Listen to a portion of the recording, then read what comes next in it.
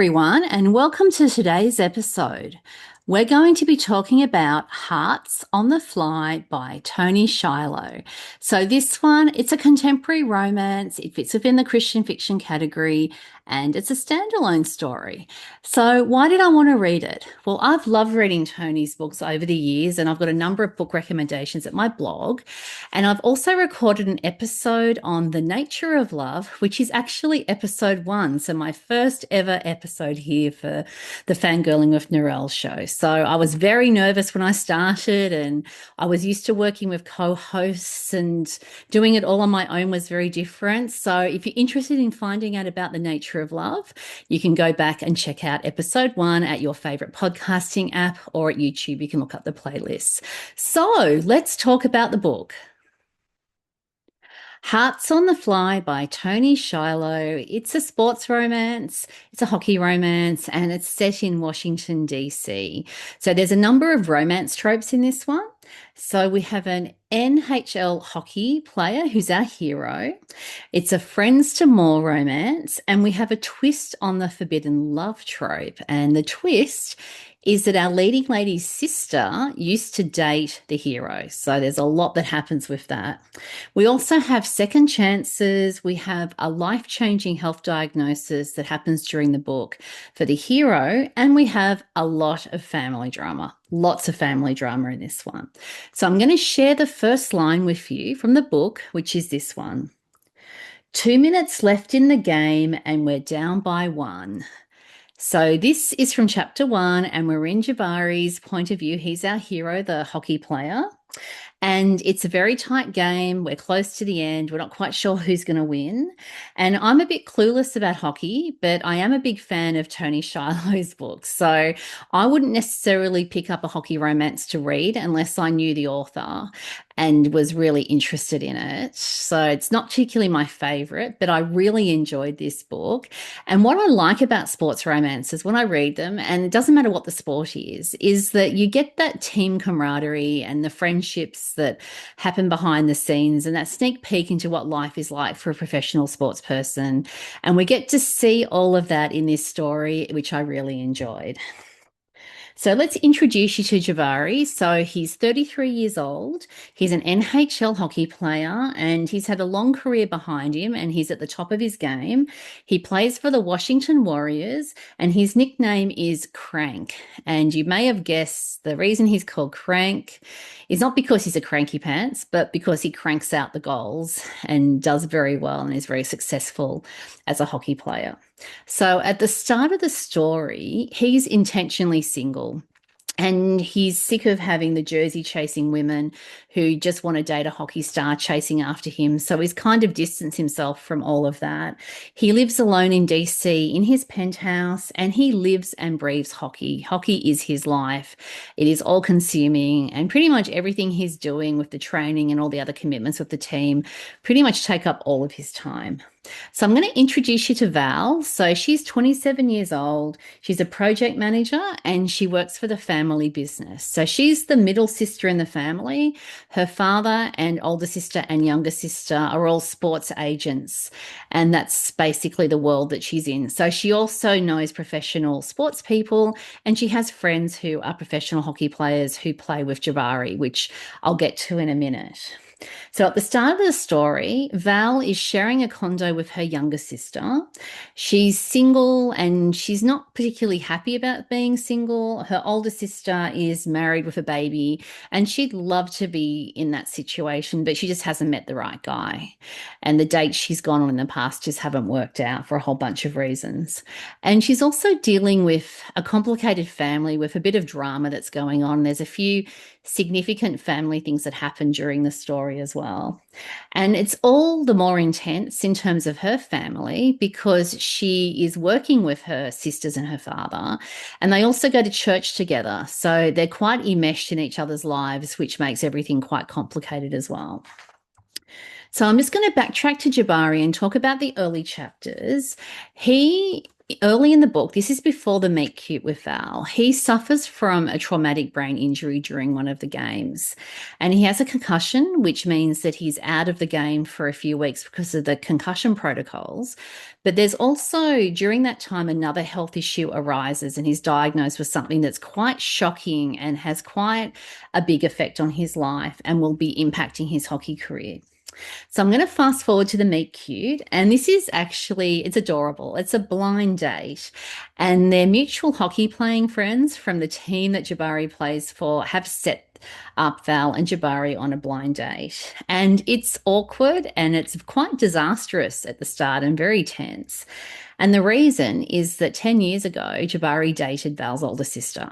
And there was a whole lot of stuff that happened, and that all that baggage comes into play when these two are sitting down on a date together. But there's always good that comes out of situations. And this blind date actually becomes the start of a friendship. And it's a beautiful friendship that leads into the friends to more romance between Javari and Val. And as you can imagine, there's a lot of problems in the story related to Jabari's history with Val's sister that will need to be sorted out and unpacked. There's a lot of family drama going on in Val's family, not just with what's going on with Jabari, but there's other things that happen with other family members as well. And Val is a people pleaser, and she really does, at the start of the story, feel quite unseen and taken for granted. And her needs have never really been focused on by her parents, and she kind of gets ignored, and everyone just expects her to do things for them. So she's having quite a hard time with that as well. And Jabari, of course, has his health journey that he'll be on during the story, and that's very complicated. And he's incredibly independent, and he was raised by a single mom, and she's been dealing with depression over a number of years. And so he's always been looking after her and doing things himself. So when this health issue arises, it's incredibly challenging for him because he then has to rely on other people, and that's not something he's very good at doing, and accepting help and all that kind of thing. So both of our main characters have a lot of emotional baggage to deal with in the story, and for very different reasons as well. And some of it's from the past and some of it's from what's happening in the present day. And we also have the faith issues that are between them, because Val is a believer and has faith and Jabari isn't. And at the beginning of the story, even though he's surrounded by friends that have faith, he's quite skeptical about the whole thing and doesn't quite understand why they believe in God, etc., etc. So I absolutely love the story. It was such a fun story. And I just love the strong friendship that grew between Val and Jabari as the story progressed. It was just lovely to see that foundation for a relationship develop. And they both didn't realize it until it happened, but they both really needed a supportive friend. And they were the supportive friend to each other that they both desperately needed for different reasons. And so it was such a fun and sweet romance. And the characters are just adorable and were really cute together. And the family drama, and as I said, there's a lot of drama and there's multiple things going on. And it really does, particularly in Val's family, expose the dysfunctional family dynamics that go back a long way. It's not a new issue. There's been some ingrained things going on.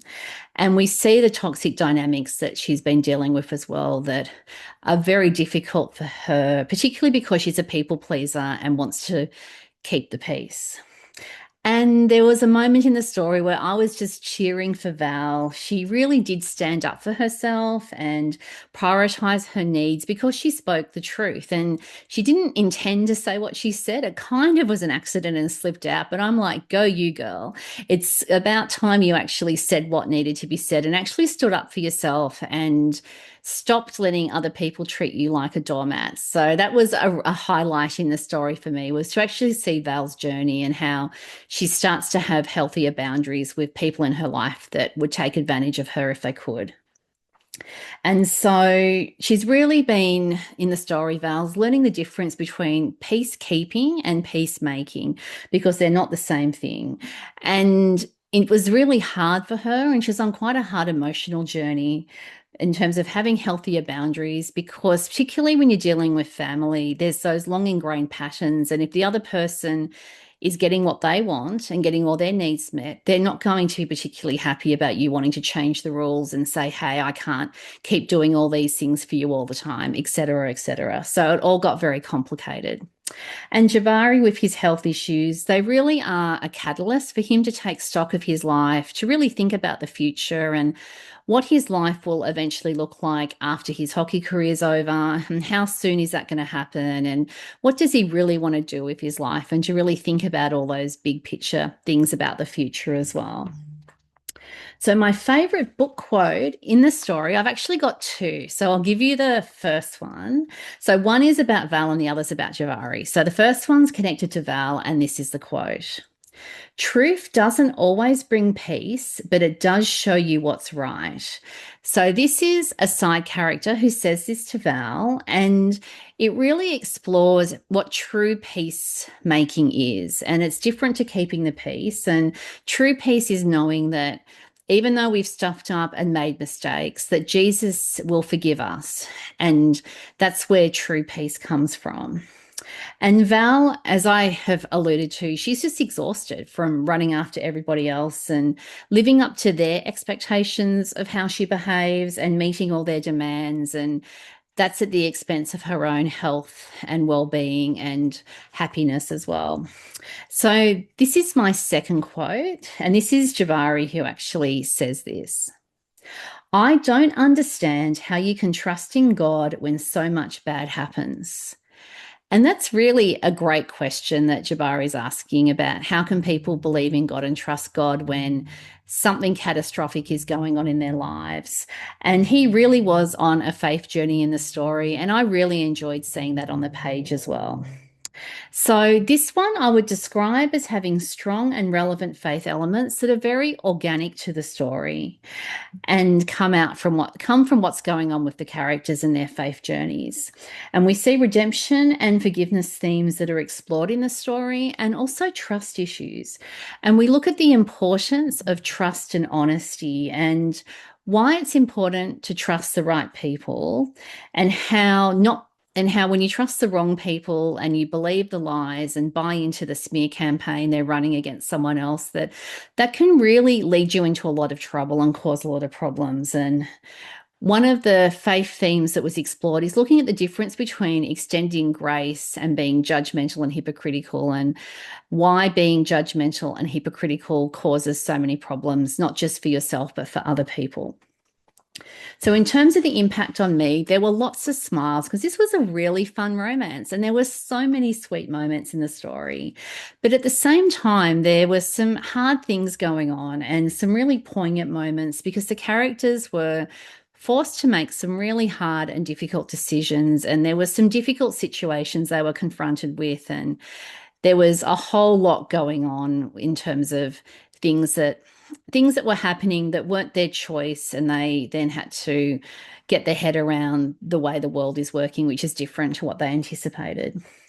And the story also made me think about misplaced loyalty, and I'm the first to admit that I've had to apologize and repent because I've believed the lies and smear campaign from people that I'd mistakenly trusted and shouldn't have trusted. And once burned, you start learning these things. But at the time, I've had to humble myself and apologize because even though I didn't intend to hurt the person that got hurt, it doesn't change the fact that they were hurt. So you can bring so much trouble and problems onto yourself by believing and trusting the wrong people. And that was something I really was thinking about in the story. And really, Val in particular was having to confront this and having to realize that the mistaken beliefs that she was holding were really causing a lot of trouble and were really unfair. And the person who was behind the lies needed to be made accountable for that. So, in summary, I would recommend Hearts on the Fly to readers who like sports romance, to readers who like hockey players, and that particularly the players that are in the top league with the NHL at the top of their game, to readers who like fun and sweet friends to more romances, to readers who like romances that explore the forbidden love trope, but it's really the trope with a twist. So it's forbidden love, but it's kind of not. So I'm not saying anymore because I'm not spoiling the story. And to readers who like stories that very sensitively look and explore health issues that characters are dealing with as well, and looking at the issues of disability and those kinds of things. And to readers who like stories that have a lot of family drama and also have the urban setting in DC, which was really fun. And to readers who like strong and relevant faith elements in their stories that include redemption and forgiveness themes. Thanks for joining me today. Does Hearts on the Fly sound like a book that you'd like to read? Have you read it? What did you think? You can let me know. If you're listening at the podcast, you can send me a text via a link at the show notes. If you're watching at YouTube, you can like the episode and leave a comment at YouTube. You can also email me at my website where I've got a contact form, and you'll find that at narelleatkins.com. And if you've enjoyed this episode, please subscribe. And you can do that at your favorite podcasting app, or you can subscribe at YouTube, and then you'll get a notification on when my next episode drops. And if you've enjoyed this episode, please share the link with a friend, especially a friend who enjoys reading contemporary romance and sports romance and hockey romance, and also a friend who you think would enjoy reading Toni's books. So thanks for tuning in, and see you next time.